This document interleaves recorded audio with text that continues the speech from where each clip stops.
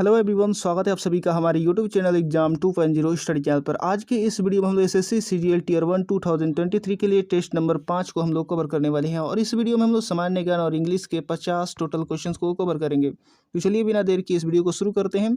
तो सामान्य ज्ञान का पहला प्रश्न यहाँ पर दिया गया है कि निम्नलिखित में से कौन सा हड़प्पा कालीन स्थल गुजरात में स्थित नहीं है।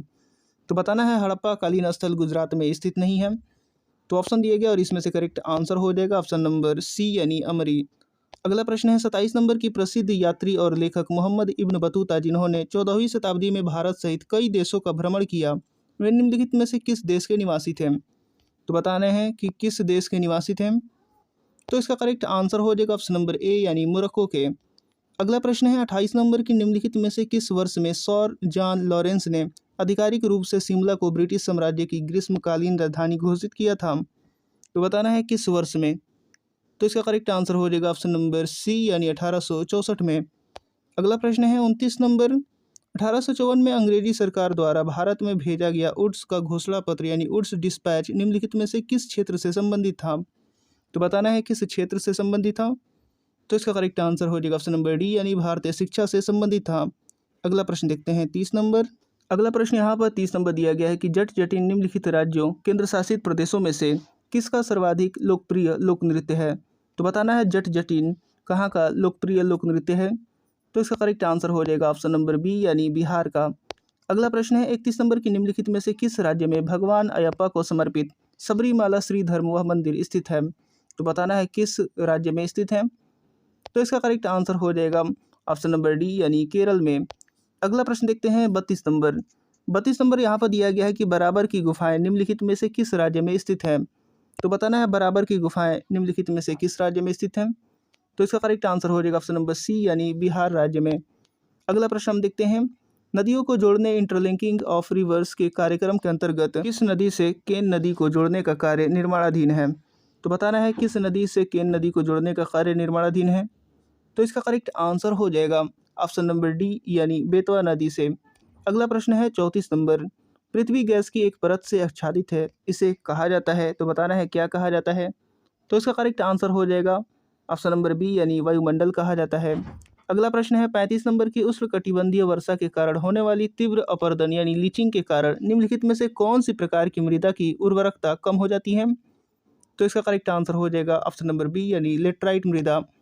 अगला प्रश्न है 36 नंबर की। इसके बाद अगला प्रश्न यहाँ पर 36 नंबर दिया गया है कि ऊर्जा के एक आदर्श पिरामिड में यदि हरे पौधे द्वारा 500 जूल सौर ऊर्जा ग्रहण की जाती है तो केवल कितना जूल पौधों द्वारा अवशोषित करके रखी जाएगी और बाकी पर्यावरण में लुप्त हो जाएगी।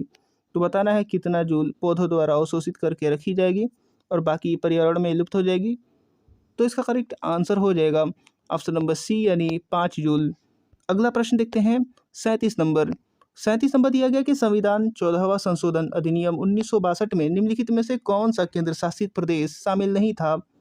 तो बताना है 14वां संशोधन अधिनियम 1962 में कौन सा केंद्र शासित प्रदेश शामिल नहीं था। तो इसका करेक्ट आंसर हो जाएगा ऑप्शन नंबर ए यानी लक्षद्वीप। इसका अगला प्रश्न यहाँ पर 38 नंबर दिया गया कि ग्रामीण और शहरी स्थानीय निकायों में महिला उम्मीदवारों के लिए कितनी सीटें आरक्षित हैं। तो बताना है कितने सीटें आरक्षित हैं ग्रामीण और शहरी स्थानीय निकायों के महिला उम्मीदवारों के लिए। तो इसका करेक्ट आंसर हो जाएगा ऑप्शन नंबर बी यानी 1/3। अगला प्रश्न पूछा गया है 39 नंबर की भारत के संविधान के अनुच्छेद 112 के अनुसार एक वर्ष का केंद्रीय यूनियन फिर खाली स्थान उस विशेष वर्ष के लिए सरकार की अनुमानित प्राप्तियों और व्यय का विवरण है। तो ऑप्शन देख लेते हैं पहले। तो ऑप्शन यहाँ पर दिया गया और इसका करेक्ट आंसर हो जाएगा ऑप्शन नंबर सी यानी बजट। अगला प्रश्न है 40 नंबर की आरबीआई अधिनियम 1934 की अनुसूची के अंतर्गत शामिल बैंकों को अनुसूचित वाणिज्य बैंक कहा जाता है। तो बताना है कौन सी अनुसूची के अंतर्गत। तो इसका करेक्ट आंसर हो जाएगा दिए गए ऑप्शनों में से ऑप्शन नंबर बी यानी दूसरी अनुसूची के अंतर्गत। इसके बाद अगला प्रश्न यहाँ पर 41 नंबर दिया गया कि सेवा कर के अधिरोपण और वसूली के कानूनी प्रावधानों को निम्नलिखित में से किस वर्ष में वित्त विधेयक के माध्यम से प्रस्तुत किया गया था। तो बताना है किस वर्ष में किया गया था। तो इसका करेक्ट आंसर हो जाएगा ऑप्शन नंबर सी यानी 1994 में। अगला प्रश्न है 42 नंबर की निम्नलिखित में से किस वैज्ञानिक ने सापेक्षता का सिद्धांत प्रतिपादित किया था। तो इसका करेक्ट आंसर हो जाएगा अल्बर्ट आइंस्टीन ने। अगला प्रश्न है चुंबकीय क्षेत्र की ओर किसी वस्तु को आकर्षित किए जाने के बजाय इसे प्रतिकर्षित किए जाने की परिघटना को निम्नलिखित में से क्या कहा जाता है। तो बताना है इस परिघटना को निम्नलिखित में से क्या कहा जाता है। तो इसका करेक्ट आंसर हो जाएगा ऑप्शन नंबर बी यानी माइसनर प्रभाव। अगला प्रश्न है 44 नंबर, जब क्षारीय प्रकृति की एक रसायन को हल्दी के लेप यानी पेस्ट में मिलाया जाता है तो इसका रंग हो जाता है। तो बताना इसका रंग क्या हो जाता है।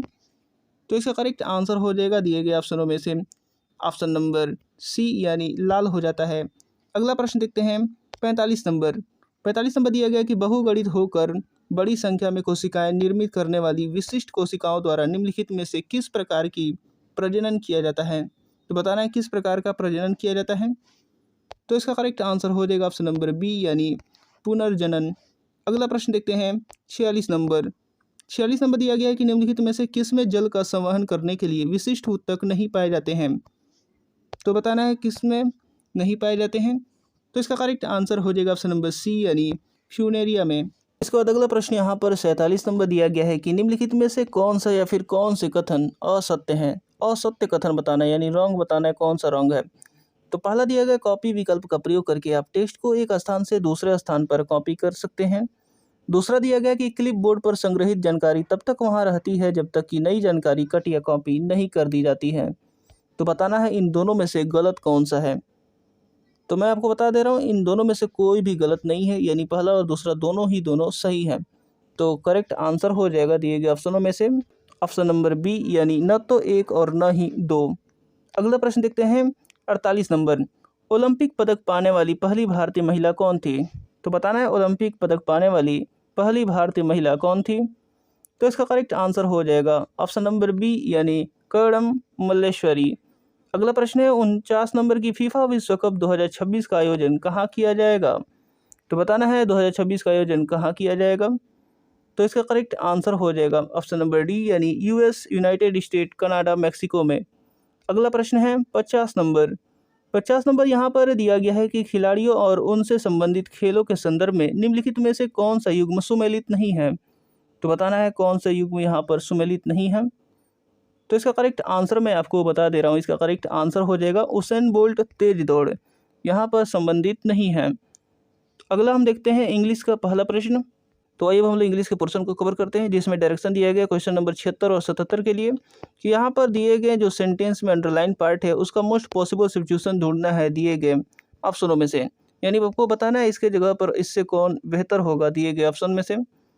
तो इसका करेक्ट आंसर जल्दी से बताइए। क्वेश्चन नंबर 76 पढ़ लेते हैं। Once can live and work in a town without being aware of the daily march of the sun across the sky without never seeing the moon and star. तो आपको बताना है नेवर की जगह पर क्या होनी चाहिए। तो इसका करेक्ट आंसर मैं आपको बता दे रहा हूँ।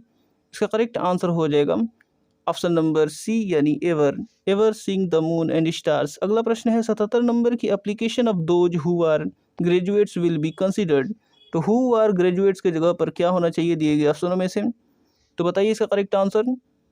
तो इसका करेक्ट आंसर हो जाएगा ऑप्शन नंबर डी यानी नो इम्प्रूवमेंट, यहाँ पर इम्प्रूवमेंट की कोई ज़रूरत नहीं है। अगला प्रश्न देखते हैं 78 नंबर जिसमें दिया गया है कि select the correctly spelt word. Correctly spelt word select करना है। तो बताना है इसमें से कौन सा करेक्टली स्पेल्ट वर्ड है। तो इसका करेक्ट आंसर मैं आपको बता दे रहा हूँ। इसका करेक्ट आंसर हो जाएगा ऑप्शन नंबर बी यानी कमोशन। अगला प्रश्न देखते हैं 79 नंबर। अब यहाँ पर 79 से लेकर के 80 तक डायरेक्शन दिया गया जिसमें अपोजिट इन मीनिंग बताना है दिए गए अंडरलाइन वर्ड्स का। तो यहाँ पर 79 नंबर दिया गया हिज पर्सपिकेसिटी वाज रिमार्केबल। तो आपको बताना है पर्सपिकेसिटी का क्या होगा यहाँ पर अपोजिट इन मीनिंग। तो दिए गए ऑप्शनों में से बताइए। तो इसका करेक्ट आंसर मैं आपको बता दे रहा हूँ। इसका करेक्ट आंसर हो जाएगा डलनेस। अगला प्रश्न है 80 number. He has penchant for spicy food. तो बताना है पेंचेंट का अपोजिट इन मीनिंग क्या होगा दिए गए ऑप्शनों में से। तो इसका करेक्ट आंसर हो जाएगा ऑप्शन नंबर डी यानी डिसलाइक। अगला प्रश्न है जो कि डायरेक्शन दिया गया 81 और 82 के लिए जिसमें आपको सेंटेंस में दिए गए जो पार्ट हैं उसमें से एरर फाइंड करना है और बताना है कि किस पार्ट में सेंटेंस का एरर है। तो चलिए देखते हैं। तो यहाँ पर 81 नंबर दिया गया कि when learning to drive it is important to relax in between and take breaks, no error. तो बताना है किस पार्ट में एरर है। जल्दी से इसका करेक्ट आंसर बताइए। When learning to drive it is important to relax in between and take breaks. तो बताना है किस पार्ट में एरर है। तो इसका करेक्ट आंसर हो जाएगा यहाँ पर ऑप्शन नंबर ए यानी पार्ट ए में एरर है। व्हेन की जगह पर वाइल होना चाहिए, WHILE, ठीक है, WHILE होना चाहिए व्हेन की जगह पर। अगला प्रश्न है 82 नंबर कि I have the opportunity to study in America next year, no error. तो बताना है किस पार्ट में एरर है। I have the opportunity to study in America next year, no error. तो जल्दी से इसका करेक्ट आंसर बताइए। तो इसका करेक्ट आंसर मैं आपको बता दे रहा हूँ। तो यहाँ पर द के जगह पर क्या होनी चाहिए, तो एन होना चाहिए। I have an opportunity to study in America next year, तो यहाँ पर एन हो जाएगा, तो पार्ट ए में एरर हो जाएगा। इसका अगला प्रश्न है क्वेश्चन नंबर 83। क्वेश्चन नंबर 83 में भी आपको एरर फाइंड करना है। The pollution level is very high in our city and becomes a health hazard. तो आपको बताना है किस पार्ट में एरर है। चौथा ऑप्शन दिया गया है नो एरर। तो बताइए किस पार्ट में एरर है। The pollution level is very high in our city and becomes a health hazard. तो यहाँ पर करेक्ट आंसर मैं आपको बता दे रहा हूँ। इसका करेक्ट आंसर हो जाएगा पार्ट सी में एरर है। बिकम्स ए हेल्थ हजार्ड के जवाब होना चाहिए ए हेल्दी हजार्ड। अगला प्रश्न देखते हैं 84 नंबर। 84 नंबर दिया गया कि select the correct active form of the given sentence. जो सेंटेंस दिया गया इसका एक्टिव फॉर्म बताना है। The meeting was postponed by a week. तो इसका एक्टिव फॉर्म क्या होगा, एक्टिव वॉइस क्या बनेगा। तो इसका एक्टिव वॉइस बनाइए और इसके बाद हम लोग आंसर देखते हैं। तो यहाँ पर ऑप्शन दिया गया और इसमें से करेक्ट आंसर हो जाएगा ऑप्शन नंबर डी, यानी they postponed the meeting by a week. अगला प्रश्न देखते हैं 85 नंबर की select the correct passive form of the given sentence. यहाँ पर पैसिव फॉर्म सिलेक्ट करना है दिए गए सेंटेंसों में से।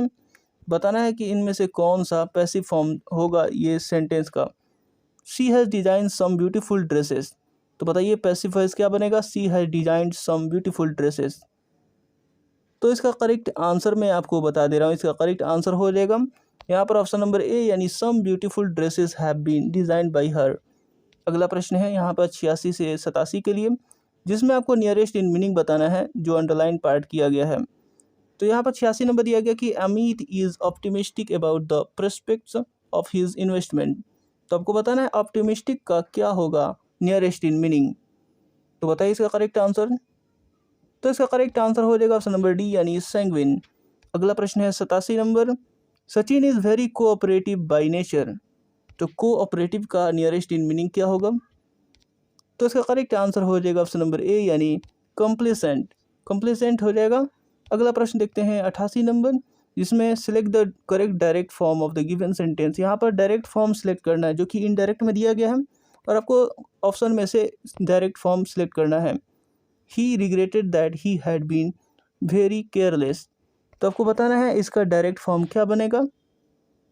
तो इसका करेक्ट आंसर मैं आपको बता दे रहा हूँ। इसका करेक्ट आंसर हो जाएगा ऑप्शन नंबर डी, यानी he said alas how careless have I been. अगला प्रश्न देखते हैं डायरेक्शन में 89 से लेकर के 90 तक दिया गया, जिसमें आपको रीअरेंज करके जंबल सेंटेंस को एक करेक्ट सीक्वेंस में बनाना है। तो देखते हैं 89 number. To the greatest number of people that causes the least discomfort whenever in doubt always opt for the option. तो आपको बताना है इसका करेक्ट सीक्वेंस क्या बनेगा। तो इसका करेक्ट आंसर मैं आपको बता दे रहा हूँ। इसका करेक्ट आंसर हो जाएगा whenever in doubt always opt for the option that causes the least discomfort to the greatest number of people. तो इसका करेक्ट आंसर हो जाएगा RSQP। तो ऑप्शन नंबर करेक्ट हो जाएगा ऑप्शन नंबर सी, यानी RSQP। अगला प्रश्न देखते हैं 90 नंबर। 90 नंबर में भी यहाँ पर PQRS दिया गया है, इसको भी रीअरेंज करके करेक्ट सीक्वेंस में बनाना है। Brought by bad times against the despondency our greatest defence faith and belief are. तो आपको बताना है इसका क्या करेक्ट सीक्वेंस बनेगा। तो बताइए इसका करेक्ट आंसर क्या होगा। तो इसका करेक्ट आंसर मैं आपको बता दे रहा हूँ। इसका करेक्ट आंसर हो जाएगा faith and belief are our greatest defence against the despondency brought by bad times. तो इसका करेक्ट आंसर हो जाएगा SRQP। तो ऑप्शन में से करेक्ट हो जाएगा ऑप्शन नंबर बी, यानी SRQP। अगला प्रश्न देखते हैं 91 नंबर। इसका अगला प्रश्न यहाँ पर 91 नंबर दिया गया है कि select the most appropriate one word for the given group of words. तो यहाँ पर वन वर्ड सिलेक्ट करना है दिए गए ऑप्शनों में से। तो यहाँ पर ग्रुप ऑफ वर्ड्स में दिया गया है holding an office without receiving a pay. तो आपको बताना है यहाँ पर इसके लिए वन वर्ड क्या होगा, holding an office without receiving a pay. तो इसका करेक्ट आंसर हो जाएगा ऑप्शन नंबर बी, यानी ऑनरेरी। अगला प्रश्न है 92 नंबर। 92 नंबर दिया गया कि select the most appropriate one word substitution for the given group of word. यहाँ पर भी वन वर्ड बताना है। ए डिजीज्ड हॉली पर्सन्स रिमेन्स और बिलोंगिंग्स केप्ट फॉर रिवरेंस। तो आपको बताना है यहाँ पर क्या होगा इसके लिए वन वर्ड। तो इसका करेक्ट आंसर हो जाएगा ऑप्शन नंबर बी यानी रेलिक। अगला प्रश्न यहाँ पर दिया गया है 93 से लेकर के 94 तक, जिसमें आपको दिए गए इडियम एंड फ्रेजेस का मीनिंग बताना है। थ्रू थिक एंड थीन, तो आपको बताना है यहाँ पर थ्रू थिक एंड थीन का क्या मीनिंग होगा दिए गए ऑप्शनों में से। तो इसका करेक्ट आंसर हो जाएगा ऑप्शन नंबर डी यानी थ्रू डिफिकल्ट टाइम। अगला प्रश्न है 94 नंबर, लाइक चाक एंड चीज, तो बताइए इसका मीनिंग क्या होगा, लाइक चाक एंड चीज। तो इसका करेक्ट आंसर हो जाएगा ऑप्शन नंबर ए यानी very different from each other, very different from each other. अगला प्रश्न है 95 नंबर, तो 95 नंबर में ब्लैंक स्पेस भरना है दिए गए ऑप्शनों में से। The victims were fruit vendors and they were going in an auto when they blank space an accident on the way, तो बताना है ब्लैंक स्पेस में क्या भरा जाएगा। तो ऑप्शन दिए गए और इसमें से करेक्ट आंसर बताइए। तो इसका करेक्ट आंसर हो जाएगा when they met with an accident on the way, तो ऑप्शन नंबर ए करेक्ट हो जाएगा। अगला प्रश्न यहाँ पर 96 से लेकर के 100 तक दिया गया, जिसमें आपको पैसेज पढ़ करके 96 से लेकर के 100 तक के क्वेश्चन को हल करना है। तो चलिए पहले पैसेज पढ़ लेते हैं। तो यहाँ पर पैसेज दिया गया है, पैसेज दिया गया है कि डेमोक्रेसी शुड, फिर blank space, dignity of the individual, it should also aim at the blank space good of the greatest blank space, the opposition party should blank space the wrong plans policy and decision of the government in power, the government should cater to blank space needs of the people to make its position solid। तो अब बताना है यहाँ पर question number 96 में क्या भरा जाएगा दिए गए ऑप्शनों में से। तो democracy should blank space dignity of the individual, तो बताना है यहाँ पर क्या भरा जाएगा। तो इसका करेक्ट आंसर हो जाएगा ऑप्शन नंबर बी यानी ensure, democracy should ensure dignity of the individual. अगला प्रश्न है 97 नंबर की it should also aim at the blank space good, तो बताना है यहाँ पर क्या भरा जाएगा। It should also aim at the blank space good, तो इसका करेक्ट आंसर हो जाएगा ऑप्शन नंबर ए यानी ग्रेटेस्ट गुड, यानी ग्रेटेस्ट होगा। अगला प्रश्न है 98 नंबर की of the greatest blank space the opposition party, तो ब्लैंक स्पेस में क्या भरा जाएगा। तो इसका करेक्ट आंसर हो जाएगा ऑप्शन नंबर सी यानी नंबर। अगला प्रश्न देखते हैं 99 number, should blank space the wrong plans policies and decision of the government in power, तो यहाँ पर क्या भरा जाएगा दिए गए ऑप्शनों में से। Should blank space the wrong plans policies and decisions of the government in power, तो इसका करेक्ट आंसर हो जाएगा ऑप्शन नंबर डी यानी oppose, should oppose the wrong plans policies and decision of the government in power. अगला और इस video का last प्रश्न यहाँ पर दिया गया 100 नंबर की, the government should cater to the blank space needs of the people to make its position solid, तो बताना है यहाँ पर क्या होगा दिए गए ऑप्शनों में से। तो इसका करेक्ट आंसर हो जाएगा ऑप्शन नंबर ए यानी genuine, the government should cater to the genuine needs of the people to make its position solid. तो उम्मीद करता हूँ कि वीडियो आपको पसंद आया होगा और इसी तरीके के और भी नए वीडियोस देखने के लिए हमारे साथ जुड़े रहिए, और चैनल को अभी तक सब्सक्राइब नहीं किया है तो चैनल को सब्सक्राइब करके ही जाइए ताकि हमारा एक वीडियो को नोटिफिकेशन आपसे मिस ना हो सके। तो मिलते हैं अगले वीडियो में।